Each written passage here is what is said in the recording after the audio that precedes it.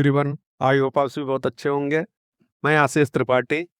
आज आपके साथ समझने की कोशिश करते हैं किसी एरे में एलिमेंट को सर्च कैसे किया जाता है। इसके लिए हम बहुत से सिंपल तरीके, बहुत से सिंपल एग्जाम्पल का यूज करेंगे, जिससे आपको समझने और मुझे समझाने में भी आसानी हो। इसलिए आपको देख सकते हैं कि आपके पास एक एरे है जिसमें 1 2 3 4 5 6 वैल्यू है। अगर आपसे बोला जाता है कि इसमें आप 5 एलिमेंट को सर्च करिए और उसके इंडेक्स को रिटर्न करिए, अब आप क्या कर सकते हैं। मुझे पता है कि आपके पास एक इनबिल्ट फंक्शन होगा इंडेक्स ऑफ नाम से। आप उसको अप्लाई करेंगे और रिटर्न कर देंगे। जैसे क्या कर सकते हैं, आप यहाँ पे सिंपल सा कर सकते हैं। हाँ भाई, मुझे करना क्या है, हीरे डॉट इंडेक्स आप 5। अब सिंपल सा ये क्या रिटर्न कर सकता है, ये रिटर्न करेगा 4। 4 क्या है, पोजीशन है किसका, 5 वैल्यू का, है ना। अगर यहाँ पे दिखा दिया जाए, 1 का पोजीशन क्या होगा, 0। 2 का पोजीशन 1। 3 का पोजीशन 2। 4 का पोजीशन 3। 5 का पोजीशन 4। 6 का पोजीशन 5। अब आपके पास इनबिल्ट फंक्शन है, आप बहुत अच्छे से रिटर्न कर दिए। बढ़िया, कोई प्रॉब्लम नहीं है। लेकिन यहाँ पे एक कंडीशन लगा दिया जाता है कि आपको अपना लॉजिक लिखना होगा। आप इनबिल्ट फंक्शन का यूज नहीं कर सकते। आपने बोला कोई बात नहीं भाई, मेरे पास आइडिया है, मैं कर सकता हूँ, एक एक नंबर को सर्च करूंगा और चेक करूंगा। तो आपने बोला कोई बात नहीं, मैं सबसे पहले जाऊंगा, पहले वैल्यू को चेक करूंगा। हे ये रे, क्या तुम्हारा जो 0 इंडेक्स पे वैल्यू है वो 5 के बराबर है, 5 के बराबर है। यहाँ से आपको रिटर्न में आता है फॉल्स। फॉल्स क्यों आता है, फॉल्स इसलिए आता है क्योंकि यहाँ पे वैल्यू जो है 1 है। ठीक है, यहाँ पे आप अगर देखेंगे तो किसके बराबर हुआ, ए 1 के बराबर हुआ। ठीक, और 1 5 के इक्वल नहीं है। देन आपने कहा कोई बात नहीं, मैं नेक्स्ट पे जाऊंगा और हार नहीं मानूंगा। यहाँ पे फर्स्ट इंडेक्स पे 0 है, सेकंड इंडेक्स पे नहीं, 0 इंडेक्स पे 1 है, फर्स्ट इंडेक्स पे 2 है। यहाँ पे आपको रिटर्न में आता है 2। 2, और आप इसको चेक करते हैं, is equal to 5, then return आता है फॉल्स। बोलते हैं कोई बात नहीं, मैं नेक्स्ट पे जाऊंगा। और ऐसे ही आप कंटिन्यूअस चेक करते हुए जाते हैं फोर्थ इंडेक्स पे, तो और पूछते हैं हे रे, क्या आपके फोर्थ इंडेक्स की वैल्यू इक्वल टू 5 है। जो हाँ इक्वल टू 5 है, और यहाँ पे आपको रिटर्न आता है ट्रू। एंड आप बोलते हो डन, काम ओके हो गया। एंड रिटर्न करते हो इंडेक्स की वैल्यू, मीन्स इंडेक्स नंबर आप रिटर्न करते हैं जो 4 होता है, और यहाँ पे बढ़िया काम हो जाता है। इसकी टाइम कम्प्लेक्सिटी क्या हो सकती है, इसकी टाइम कम्प्लेक्सिटी हो सकती है, अगर बहुत बेस्ट सिनारियो में हो, 0 पे हो सकता है बिग ओ ऑफ 1, या लास्ट में हो सकता है बिग ओ ऑफ 5। अगर हम किसी एरे पे एवरी एलिमेंट को सर्च करते हैं, तो वहां पे लॉजिकली स्टैंडर्डाइज्ड मेजर जो प्रोवाइड किया गया है वो होगा बिग ओ ऑफ एन। यहाँ पे बिग ओ ऑफ एन होगा टाइम कम्प्लेक्सिटी, यहाँ पे हो गया आपका। तो इस प्रकार से आप एक लीनियर सर्च को सर्च करते हैं।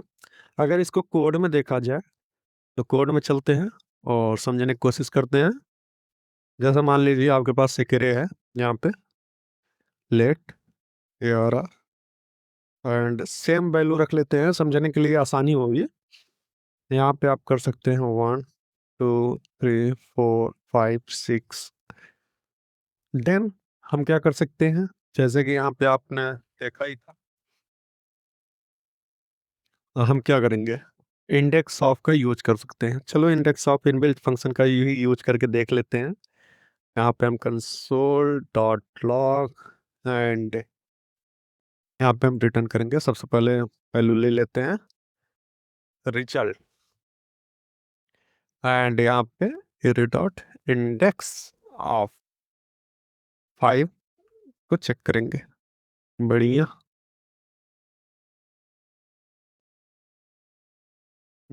सॉरी, यहाँ पे रिजल्ट को डालना होगा। ठीक है, यहाँ पे आप देखेंगे तो इंडेक्स क्या आया है, 4। एक क्या चीज़ है, इंडेक्स ही है। पे आपको दिखा देते हैं, यहाँ पे आप देखेंगे कि 4 रिटर्न किया गया है। एंड 4 रिटर्न कैसे किया गया, यहाँ पे आप देख सकते होंगे 4 किसका है, इंडेक्स 5 का। देन आप यहाँ पे चलिए चेंज कर सकते हैं, 3 3 का 2। आप देख पा रहे हैं, आई थिंक आप समझ गए होंगे।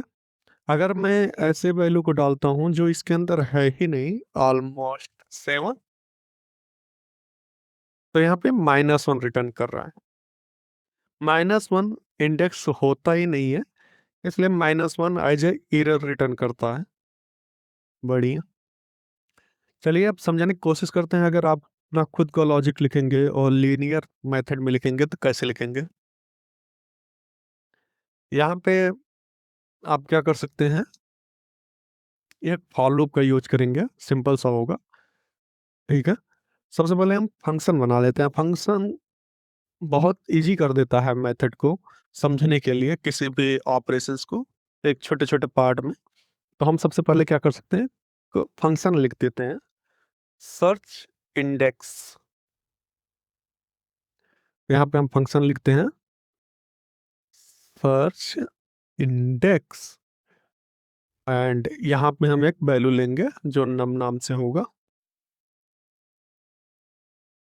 यहाँ पे हम फॉर लूप लिख देते हैं, लेट आई 0 से स्टार्ट करेंगे, एंड आई कहाँ तक जाएगा, एरे के डॉट लेंथ तक, then I plus plus. And यहाँ पे हम चेक करेंगे ए और आई इक्वल इक्वल नम। यदि ऐसा होता है तो हम रिटर्न कर देंगे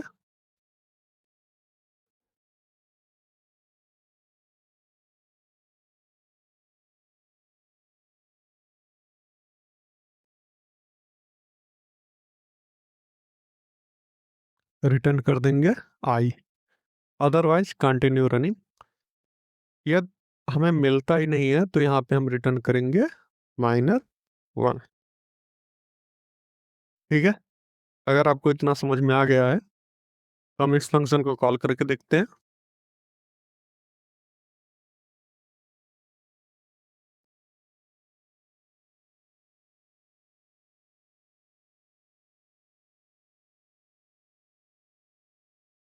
सर्च इंडेक्स 5। आपको क्या लगता है कि आउटपुट आएगा, आप अपने सोचिए 2 मिनट। ठीक है, रन करके देखते हैं। यहाँ पे आप देखेंगे तो सेम वैल्यू आई है 5, as a previous, means index of 4 को ही रिटर्न कर रहा था, एंड यहाँ पे भी 4 आया है।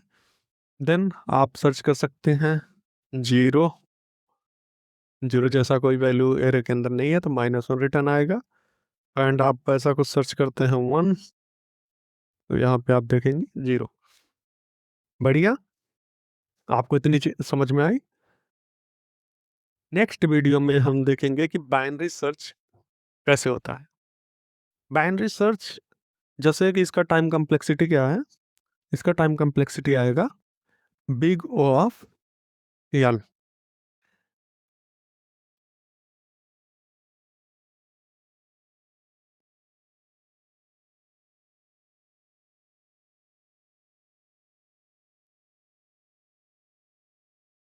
एंड जब बाइनरी सर्च करेंगे तो वहाँ पे टाइम कॉम्प्लेक्सिटी हो जाएगा log n।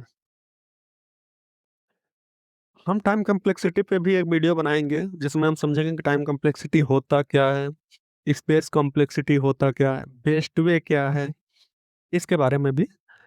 और इन द रियलिटी अगर बात करें तो स्टार्टिंग टाइम कॉम्प्लेक्सिटी से ही करनी थी, बट मुझे ऐसा लगा कि पहले हम थोड़ा कोडिंग कर लेते हैं, कुछ समझ लेते हैं कि ये एक्चुअली काम कैसे कर रहा है, जिससे हमें टाइम कॉम्प्लेक्सिटी को समझने में आसानी होगी। इसलिए पहले कुछ सर्चिंग एल्गोरिदम देखेंगे, देन टाइम कॉम्प्लेक्सिटी पे एक प्रॉपर वीडियो बनाएंगे और समझने की पूरी कोशिश करेंगे। अभी आपको ये वीडियो समझ में आया हो तो लाइक एंड सब्सक्राइब करिए। Thank you.